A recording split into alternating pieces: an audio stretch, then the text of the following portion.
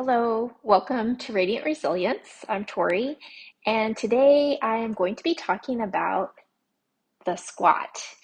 So, did you know that AARP says squatting is the most important exercise to do as we age, and the places in the world where there's the longest longevity, they are cultures that spend a lot more time getting up and down from the floor as well as squatting. The benefits of squatting are mobility in our ankles, knees, and hips, as well as strengthening the entire leg, glutes, core, and back. So there are a lot of benefits to squatting. In the US and more Western cultures where we sit in chairs and couches, we don't spend very much time doing squats. And so I'm going to show you several variations so that you can start where you are and work your way into a deeper squat when and if you feel ready and if it's wise for you to do. So as always, keep yourself safe, never do something that feels painful, and take responsibility for your safety. All right, let's get started. So the first thing I'm going to have you think about or to do, and I'm going to start softer and work into a deeper squat, is to work into just your chair pose, where you shift your weight into your heels, push your hips back, keep your chest lifted, and you're going up and down here. Okay, so one of the things you want to make sure is that you keep your arches lifted, that your knees aren't dropping in together or fanning out. In this particular version of squat, or in yoga we call it chair pose, your knees and toes are tracking straight ahead.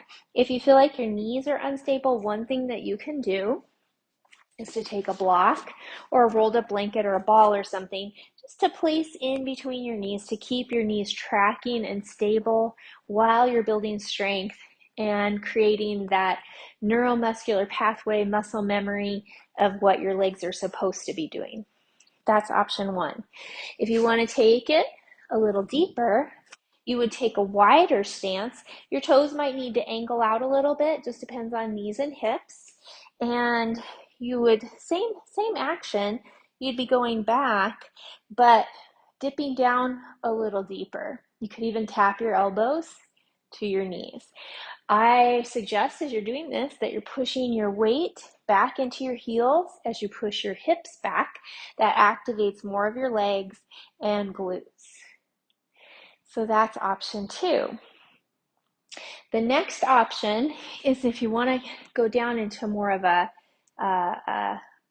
traditional squat, but you're not quite ready to do it, you could take something like a stool.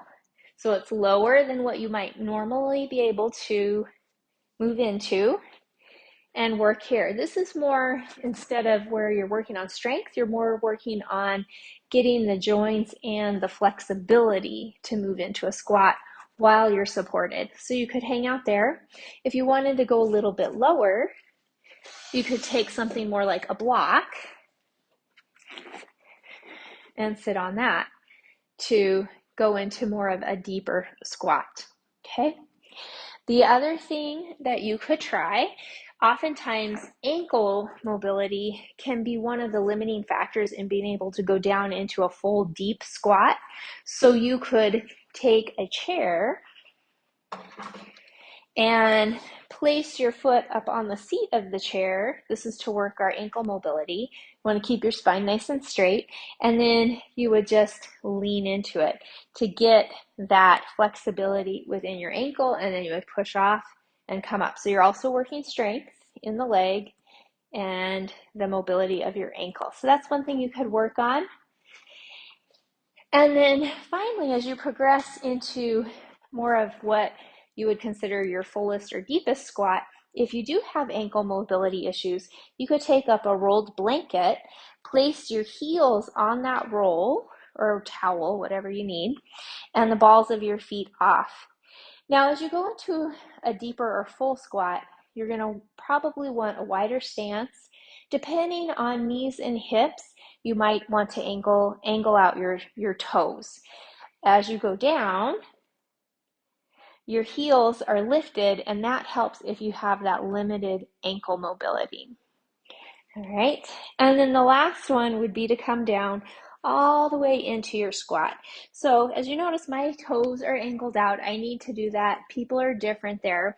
But one thing you want to look out for is that you're not dropping in on your arches. See how I've dropped in on my arches and my knees fall in? That can put a lot of uneven stress in your knee. So you want to keep the arches lifted, spine straight, so you're not rounding through your back, keeping the chest lifted up. And then if you want to really make it hard, you can go up and down out of any of those variations that I showed you. The final thing would be add extra weight. You could do this holding on to hand weights or something to give yourself a little bit of weight. All right, that is it. Practice your squats, get stronger in your legs, increase your mobility in your hips, knees, and ankles, and work your core and your back. It will help you with all those functional things you need to do as we move through life to stay active and independent, getting in and out of cars, up and down from chairs, on and off the toilet. All of those things are really important, and squats will help with that. Let me know if any questions come up. Put those in the comments, as well as if you have requests for future videos.